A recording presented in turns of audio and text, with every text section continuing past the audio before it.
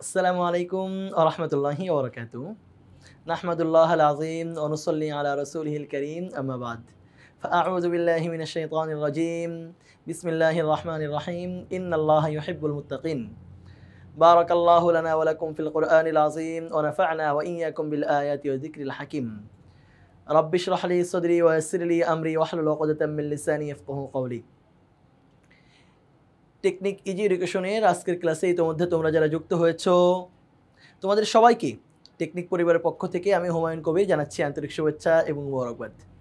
আশা করছি মহান রব্বুল আলমিনের অশেষ রহমতে তোমরা সকলে ভালো আছো, সুস্থ আছো। আলহামদুলিল্লাহ আমরাও ভালো আছি, সুস্থ আছি। নবম ও দশম শ্রেণীর ইসলাম শিক্ষা বইয়ের ৪র্থ অধ্যায় আখলাক সংক্রান্ত এই অধ্যায়ের একটা গুরুত্বপূর্ণ আলোচনা হলো তাকওয়া, আল্লাহর ভয়।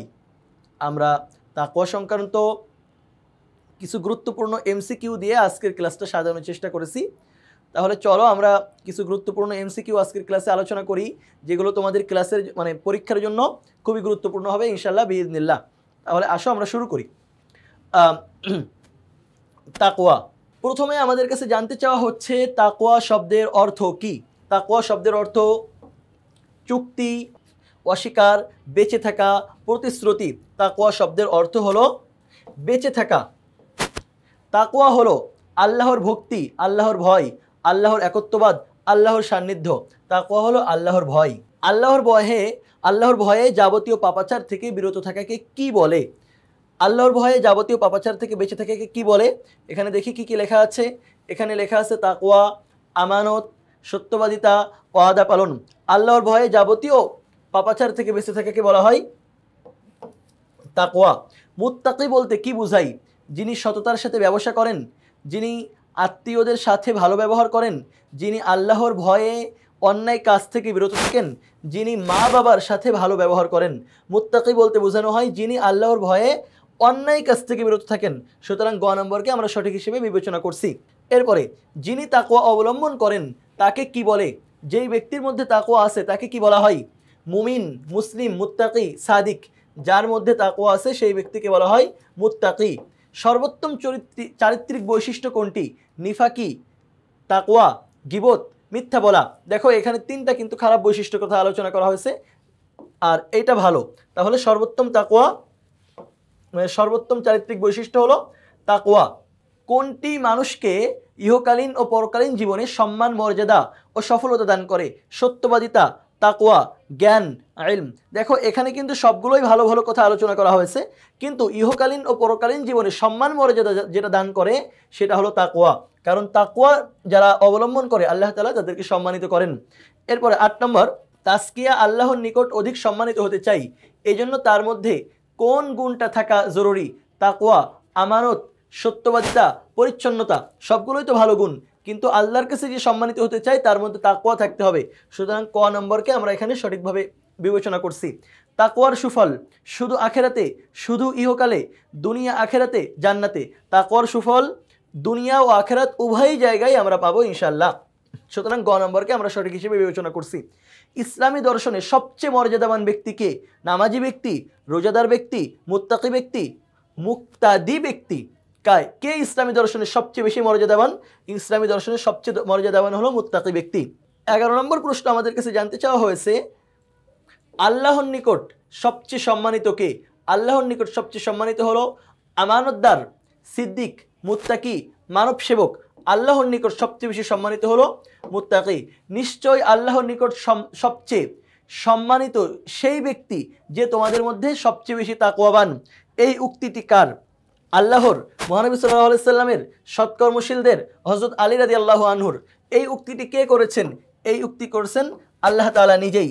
সুতরাং ক নম্বরকে আমরা এই প্রশ্নের উত্তর হিসেবে বেছে নিচ্ছি যে নিশ্চয় আল্লাহর নিকট সবচেয়ে সম্মানিত ওই ব্যক্তি যে তোমাদের মধ্যে সবচেয়ে বেশি তাকওয়াবান।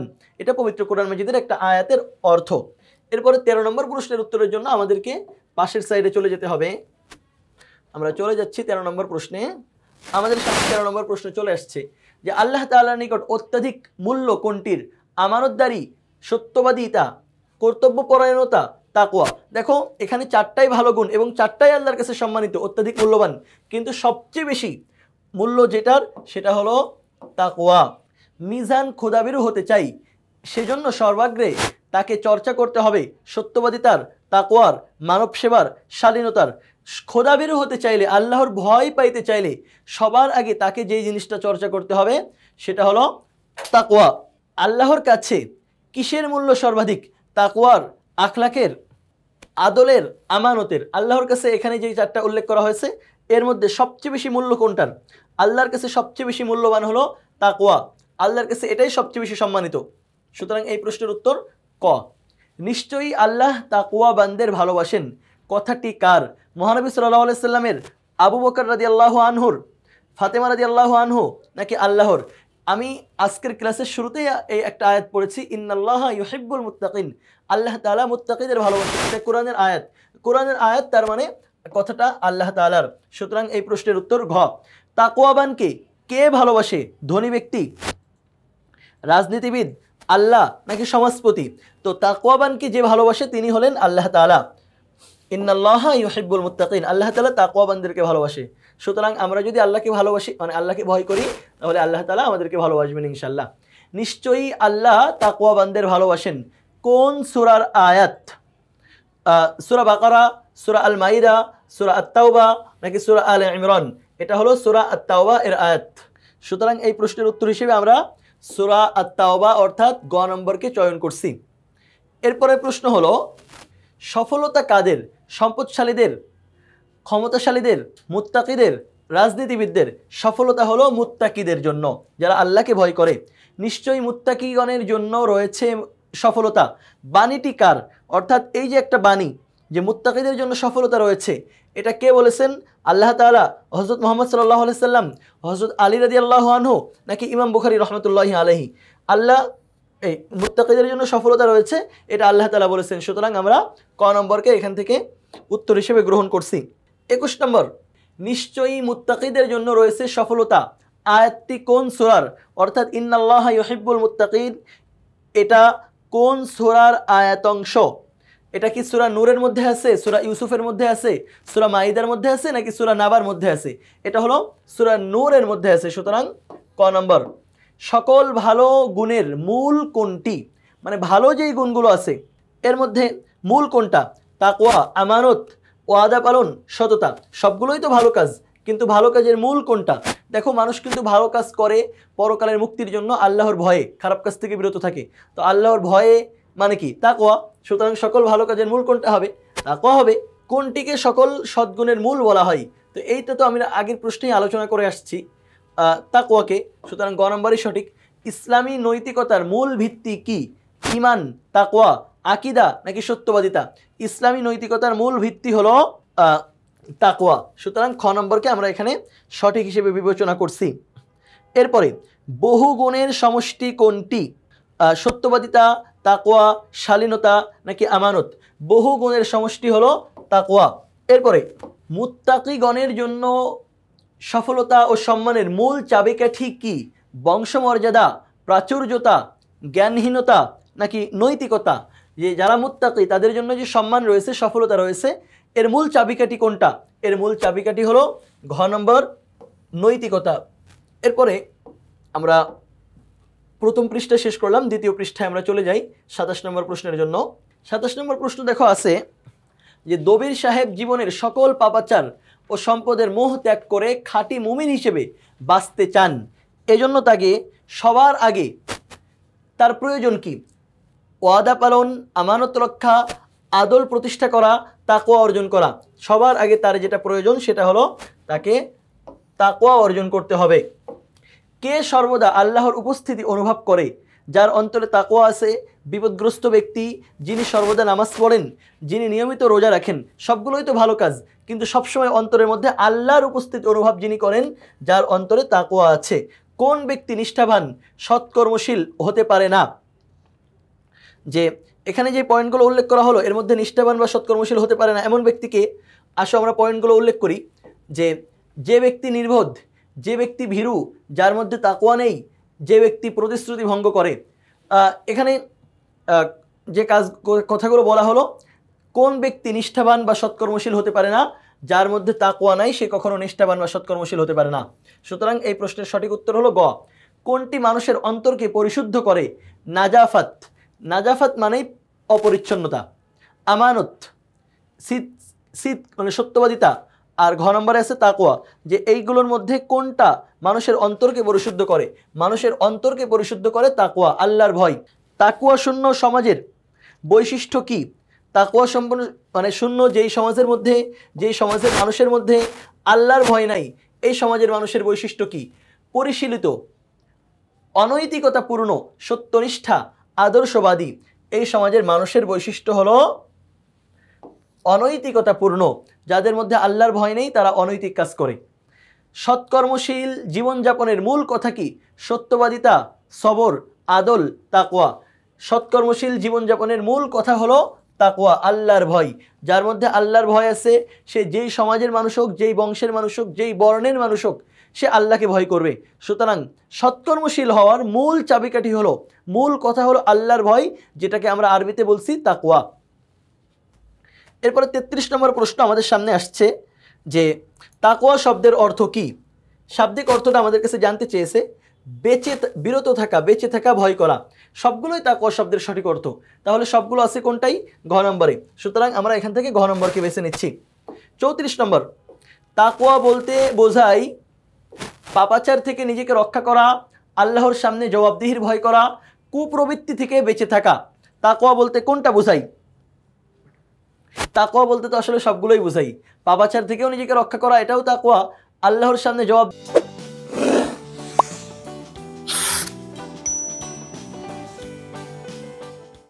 ভয়, এটাও তাকওয়া।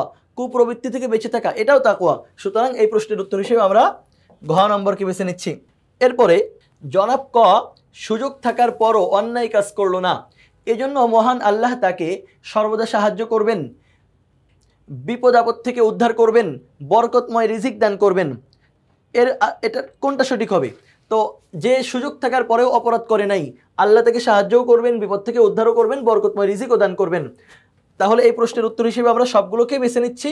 সুতরাং এই প্রশ্নের উত্তর হলো ঘ।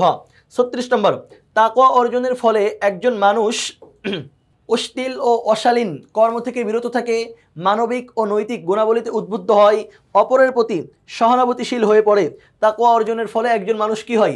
অবশ্যই অশ্লীল কাজ, অশালীন কাজ থেকে বেঁচে থাকে, মানবিক ও নৈতিক গুণাবলীতে সে উদ্বুদ্ধ হয় এবং অপরের প্রতি সহানুভূতি পরায়ণও হয়ে থাকে। সুতরাং সবগুলো সঠিক। এজন্য এই প্রশ্নের উত্তর হিসেবে আমরা ঘ নম্বরকে বেছে নিচ্ছি। পরের প্রশ্নের জন্য আমাদেরকে অপর পাশে চলে যেতে হবে এই পৃষ্ঠার। তাকওয়া অর্জনের উদ্দেশ্যে তুমি, মানে এখানে যেই পয়েন্টগুলো উল্লেখ করছে এর মধ্যে তুমি তাকওয়া অর্জনের উদ্দেশ্যে কোনটা করবা? ফরজ সহ বেশি করে নফল নামাজ পড়বে, হারাম বর্জন করবে, হালাল গ্রহণ করবে, হাক্কুল্লাহ এবং হাক্কুল ইবাদ নিয়ে চিন্তা গবেষণা করবে। তাকওয়া অর্জনের উদ্দেশ্যে তুমি কোনটা করবা? হাক্কুল্লাহ মানে আল্লাহর হক, হাক্কুল ইবাদ মানে বান্দার হক। তো আমরা তো দেখতে পাচ্ছি তাকওয়া অর্জনের জন্য একজন মানুষকে সবগুলোই করতে হয়। তো আমরা অবশ্যই এখান থেকে সঠিক উত্তরের জন্য ঘ নম্বরকে বেছে নিচ্ছি। আল্লাহ ভীতিকে তাকওয়া মানে আল্লাহ ভীতিকে মানব চরিত্রের অত্যন্ত গুরুত্বপূর্ণ উপাদান বলা হয়, কারণ এটি আল্লাহ ভীতিকে যে আমরা মানব চরিত্রের উত্তম গুরুত্বপূর্ণ বিষয় বলছি, এটা কোন কারণে বলছি? এখানে 3টা পয়েন্ট দেওয়া আছে, এর মধ্যে আমাদের সবগুলো সঠিক নাকি একটা বা দুইটা সঠিক, এটা আমাদেরকে এখান থেকে বেছে নিতে হবে। যে মর্যাদা বৃদ্ধি করে, সম্পদ বৃদ্ধি করে, সফলতা দান করে। এখানে সম্পদ বৃদ্ধি করা সরাসরি কোনো মানে সংযুক্ত বিষয় না। সুতরাং 1 আর 3 সঠিক। 1 আর 3 কোনটাই আছে? 1 আর 3 আছে হলো খ নম্বরে। সুতরাং আমরা এখানে সঠিক উত্তরের জন্য খ নম্বরকে চিহ্নিত করছি। নিচের উদ্দীপকটি পড়ে 39 ও 40 নম্বর প্রশ্নের উত্তর দাও। তাহলে 40, 39, 40 প্রশ্নের উত্তর দিতে হলে আমাদেরকে উদ্দীপকটা খুবই খেয়াল করে পড়তে হবে। সাদিক সাহেব একজন উচ্চ পদস্থ সরকারি কর্মকর্তা, তিনি কারো কাছ থেকে কোনো অতিরিক্ত উৎকোষ নেন না। উৎকোষ মানে ঘুষ। তিনি বলেন সব কিছু আল্লাহ তাআলা দেখতে পান, সব বিষয়ে তার কাছে জবাবদিহি করতে হবে। আচ্ছা, এখন প্রশ্ন হলো সাদিক সাহেব ইসলামের কোন বিষয়টি অনুসরণ করেন? সত্যবাদিতা, তাকওয়া, শালীনতা, আমানত। সাদিক সাহেব ইসলামের যেই বিষয়টা অনুসরণ করেন সেটা হলো তাকওয়া। তাকওয়া থাকার কারণেই তিনি সুযোগ থাকার পরেও মানুষের থেকে ঘুষ নেন না, উৎকোষ নেন না। সাদিক সাহেব এ কাজের ফলে কি লাভ করবেন? আল্লাহর সন্তুষ্টি লাভ করবেন, পদোন্নতি লাভ করবেন, জান্নাত লাভ করবেন। সাদিক সাহেব এই কাজের ফলে তো আল্লাহর সন্তুষ্টি লাভ করবেন, জান্নাতও লাভ করবেন, কিন্তু পদোন্নতি লাভ করতে পারবেন না এই কাজের ফলে। এই কাজের ফলে এমন হতে পারে চাকরি চলে গেছে, একজনের হয়তো কোনো অনৈতিক সুবিধা তার থেকে নিতে গেছে, কিন্তু সে অনৈতিক সুবিধা দেয় নাই, পরে চাকরিও চলে যেতে পারে। কিন্তু আল্লাহর সন্তুষ্টি লাভ করা যাবে, জান্নাত লাভ করা যাবে। 1 আর 3 সঠিক। তাহলে আমরা এই প্রশ্নের উত্তর হিসেবে খ নম্বরকে বেছে নিচ্ছি, যে তিনি যে অতিরিক্ত ঘুষ নেন না, এটা আল্লাহর সন্তুষ্টি অর্জন করবে এর মাধ্যমে, এবং আশা করি তিনি এর মাধ্যমে জান্নাতে যেতে পারবে। নিচের উদ্দীপকটি পড়ে 41 ও 42 নম্বর প্রশ্নের উত্তর দাও। জনাব আনিস স্বল্প বেতনের একটি সরকারি নামি দামি অফিসে চাকরি করেন। বেতন কম, কিন্তু সরকারি একটা নামি দামি অফিসে তিনি চাকরি করেন। কিন্তু তিনি তার প্রদত্ত সেবা দ্বারা গ্রাহকদের নিকট থেকে অতিরিক্ত অর্থ গ্রহণ করেন না। তিনি ধারণা করেন যে মানব জীবনের প্রতিটি পদক্ষেপের হিসেব রাখা হয় এবং আমাদের সকলকে বিচারের সম্মুখীন হতে হবে। প্রশ্ন, জনাব আনিসের চিন্তাধারায় ইসলামের কোন বিষয়টির প্রতিফলন ঘটে? শালীনতা, আমানত, তাকওয়া, সত্যবাদিতা। তার চিন্তাধারার মধ্যে ইসলামের যেই বিষয়টার প্রতিফলন ঘটে সেটা গ নম্বরে উল্লেখ করা হয়েছে, তাকওয়া। উক্ত চিন্তাধারার ফলে তিনি আল্লাহর সন্তুষ্টি অর্জন করবেন, সাফল্য অর্জন করবেন, জান্নাতে প্রবেশ করবেন। তিনি এই চিন্তাধারার ফলে কী লাভ করবেন? অবশ্যই আল্লাহ তার উপরে সন্তুষ্ট হবে, সাফল্যতাও তিনি অর্জন করবেন, জান্নাতেও তিনি প্রবেশ করবেন। সবগুলো সঠিক। তো সবগুলো সঠিক হলে আমরা কোনটা বেছে নেব? ঘ নম্বরকে বেছে নেব। এরপরে নিচের উদ্দীপকটি পড়ে 43 ও 44 নম্বর প্রশ্নের উত্তর দাও। খলিফা ওমর রাদিয়াল্লাহু আনহু এর শাসনামলে মায়ের আদেশ সত্ত্বেও তার মেয়ে গোপনে দুধে পানি মিশায়নি। সবির সাহেব কথাবার্তায়, চলাফেরায়, আচার আচরণে নম্র ও মার্জিত আচরণ করেন, এজন্য তিনি সকলের নিকট সমাদৃত। আচ্ছা, আমরা এখানে এই উদ্দীপকের মধ্যে দুইটা বিষয় জানলাম, যে হযরত ওমর রাদিয়াল্লাহু আনহুর শাসনামলে, ওমর রাদিয়াল্লাহু আনহুর যুগে একজন মা তার মেয়েকে বলেছে দুধে পানি মিশাও, কিন্তু মেয়ে দুধে পানি মিশাই নাই। আর সবির সাহেব নামে একজন লোক, তিনি কথাবার্তা, চলাফেরা, আচার আচরণে নম্র ভদ্র, এই জন্য সবার কাছে তিনি সমাদৃত, সবাই তাকে সম্মান করেন, মর্যাদা দেন। এতটুকু আমরা উদ্দীপক থেকে জানতে পারলাম। এই উদ্দীপকের আলোকে আমাদেরকে দুইটা প্রশ্নের উত্তর দিতে হবে, 43, 44। আসো দেখি প্রশ্ন দুইটায় কি বলা আছে। 43 নম্বর প্রশ্ন হলো, মেয়েটি কোনটির প্রভাবে দুধে পানি মিশায়নি? মেয়ে যে দুধে পানি মিশাইলো না, মা বলল মা দুধে পানি মিশাও, মেয়ে বলল না মিশানো যাবে না। কেন মিশাইলো না? খলিফার ভয়ে, আখলাকের কারণে, তাকওয়ার কারণে, প্রতিশ্রুতির কারণে? খলিফার ভয় তো না, কারণ এই ঘটনা রাতের। আখলাকের কারণে, আখলাকের কারণে তো আরও অন্য বিষয় আছে, এটা সরাসরি মিলে না। প্রতিশ্রুতি, এটাও সরাসরি মিলে না। যেটা সরাসরি মিলে যায় সেটা হলো তাকওয়ার কারণে। কারণ ওই মেয়ের বক্তব্যটা ছিল, মা তাকে বলেছিল যে সকাল হয়ে যাচ্ছে দুধে পানি মিশাও, তখন মেয়ে বলেছিল মা ওমরের রাষ্ট্রে তো দুধে পানি মিশানো নিষেধ। তখন মা বলেছিল এখানে তো ওমর দেখবে না, কারণ এটা তখন সময়টা ছিল গভীর রাতের সময়। ও মা বলছিলেন ওমর তো দেখবে না। তখন ওই মেয়ে পরে যে কথা বলছিল সেটা এই তাকওয়ার কারণে এটা হুবহু মিলে যায়। তখন মেয়ে বলেছিল মা ওমর দেখবে না ঠিক, কিন্তু ওমরের খোদা তো দেখবেন। তো ওমরের খোদা দেখবেন এই জন্য পানি মিশাই নাই, কারণ তার মধ্যে ওমরের খোদা দেখার ভয় ছিল, সেটা হলো তাকওয়া। সবির সাহেবের কর্মকাণ্ডে সামাজিক মূল্যবোধ বৃদ্ধি পাবে, পারিবারিক বন্ধন দৃঢ় হবে, নৈতিক মূল্যবোধ বিনষ্ট হবে। সবির সাহেবের কর্মকাণ্ডে কোনটা হবে? সবির সাহেবের কর্মকাণ্ডে সামাজিক মূল্যবোধ বৃদ্ধি পাবে, পারিবারিক বন্ধনও দৃঢ় হবে, কিন্তু নৈতিক মূল্যবোধ বিনষ্ট হবে না। 1 আর 2 সঠিক। সুতরাং আমরা এখান থেকে কটকে সঠিক হিসেবে গ্রহণ করছি। পরের প্রশ্ন, নিচের উদ্দীপকটি পড়ে 45, 46 নম্বর প্রশ্নের উত্তর দাও। প্রচণ্ড গরম, পিপাসায় প্রাণ উষ্ঠাগত, মাসুদ টেবিলে পানি রাখার বোতলটি টেনে নিল। হঠাৎ মনে পড়ল সে রোজা রেখেছে, সাথে সাথে বোতল রেখে দিয়ে ইফতারের সময়ের অপেক্ষা করতে লাগলো। গরম প্রচণ্ড, পিপাসায় প্রাণ উষ্ঠাগত, মরে যাব ভাব, প্রচণ্ড পিপাসা লাগছে। এমন অবস্থায় সামনে টেবিলের উপরে পানির বোতল রাখা, সে পানি পান করছে না। কেন করছে না, কোন কারণে, এটা আমরা এখান থেকে জানতে পারি। প্রশ্ন, কোন গুণ থাকায় মাসুদ পানি পান থেকে বিরত থাকলো? তার আখলাক, সততা, আমানতদারিতা, তাকওয়া। মাসুদ যেই গুণের কারণে পানি পান করে নাই এটা হলো তাকওয়া। কারণ ওইখানে টেবিলে হয়তো ঘরে সে একা ছিল, কেউ ছিল না, টেবিলের উপরে পানির বোতলটা ছিল, চাইলে নিয়ে খাইতে পারতো, কিন্তু খাই নাই। কেন খাই নাই? কারণ সে চিন্তা করছে এখানে কেউ না থাকলেও একজন আছেন, তিনি দেখছেন। তার ভয়টাই হলো তাকওয়া। রোজা পালনের মাধ্যমে মাসুদ আল্লাহর সন্তুষ্টি অর্জন করতে পারবে, দরিদ্রদের কষ্ট বুঝতে হবে, ধৈর্যের অনুশীলন করতে পারবে। পালনের মাধ্যমে। মাসুদ কোনটা পারবে? তো আল্লাহর সন্তুষ্টি তো অর্জন করতে পারবেই, কারণ রোজা রাখা আল্লাহর বিধান। আল্লাহর বিধান যদি কেউ পালন করে তাহলে সে আল্লাহর সন্তুষ্টি তো অর্জন করবেই। দরিদ্রদের কষ্ট বুঝতে পারবে, অবশ্যই পারবে, কারণ দরিদ্র যে ক্ষুধার যন্ত্রণা অনুভব করে এটা তো মাসুদ বুঝতে পারবে। এরপরে ধৈর্যের অনুশীলন, হ্যাঁ এটাও সম্ভব। ওই যে পানি ছিল নিয়েও খাইলো না, এটা তো ধৈর্যের অনুশীলনই হলো। তাহলে তিনটাই সঠিক। আমরা এই প্রশ্নের সঠিক উত্তর হিসেবে ঘ নম্বরকে বেছে নিচ্ছি। নিচের উদ্দীপকটি পড়ে 47 ও 48 নম্বর প্রশ্নের উত্তর দাও। জনাব মশিউর সাহেব উচ্চ শিক্ষিত ও ধনী ব্যক্তি। তিনি কখনো অনৈতিক ও অশ্লীল কাজ করেন না। সমাজের সবাই তাকে সম্মান ও শ্রদ্ধা করে থাকে। তিনি সকলের কল্যাণ কামনা করেন। আচ্ছা, আমরা একজন উচ্চ শিক্ষিত ধনী ব্যক্তির কথা জানলাম যে তিনি অনৈতিক কাজ করেন না, অশ্লীল কাজ করেন না, এই জন্য সমাজের সবাই তাকে সম্মান করে, তার ভালো কামনা করে, তাকে শ্রদ্ধা করে। প্রশ্ন হলো, মশিউর রহমানের সম্মান পাওয়ার পিছনে কারণ হচ্ছে তার মাঝে শিক্ষা, ধন, তাকওয়া, সততা। তিনি অনৈতিক কাজ করেন না, অশ্লীল কাজ থেকে বিরত থাকেন, তার মানে তার মধ্যে আল্লাহর ভয় আছে, তাকওয়া আছে। সুতরাং এই প্রশ্নের উত্তর হিসেবে আমরা গ নম্বরকে বেছে নিচ্ছি। আল্লাহর কাছে শ্রেষ্ঠত্বের মাপকাঠি কোনটি? আল্লাহ ভীতি ও সৎকর্ম, বংশমর্যাদা, পদমর্যাদা, জনপ্রতিনিধি। দেখো, বংশমর্যাদা, পদমর্যাদা, জনপ্রতিনিধি এগুলো আল্লাহর কাছে শ্রেষ্ঠ হওয়ার কোনো কারণ না। আল্লাহর কাছে শ্রেষ্ঠ হওয়ার কারণ হলো আল্লাহর ভয়। যার মধ্যে আল্লাহর ভয় যতটুকু, সে কিয়ামতের দিন ওই পরিমাণ সম্মানিত হবেন।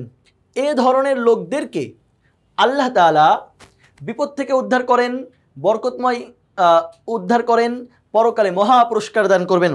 এই ধরনের লোককে আল্লাহ তাআলা বিপদ থেকে উদ্ধার করবেন, বরকতময়ভাবে উদ্ধার করবেন এবং পরকালে মহা পুরস্কারও দান করবেন। সুতরাং এই প্রশ্নের সঠিক উত্তর হিসেবে আমরা সবগুলোকেই বেছে নিচ্ছি। সবগুলো আছে কোথায়? ঘ নম্বরে। সুতরাং এই প্রশ্নের সঠিক উত্তর হলো ঘ। আশা করি বুঝতে পেরেছ। আমরা তাকওয়া নিয়ে প্রায় 49টা এমসিকিউ পড়ে ফেলেছি। আমাদের বইয়ের এই এমসিকিউগুলো খুবই গুরুত্বপূর্ণ ছিল। আশা করছি আজকের ক্লাসটা শুধু আমাদের পরীক্ষার জন্য না, আমাদের জ্ঞানের জন্য না, আমাদের নৈতিক জীবনকেও ইনশাল্লাহ উন্নত করবে। সকলে ভালো থাকো, সুস্থ থাকো। পরবর্তী ক্লাসের আমন্ত্রণ জানিয়ে এখানেই শেষ করছি। আল্লাহ হাফেজ। আসসালামু আলাইকুম ওয়া রাহমাতুল্লাহি ওয়া বারাকাতুহু।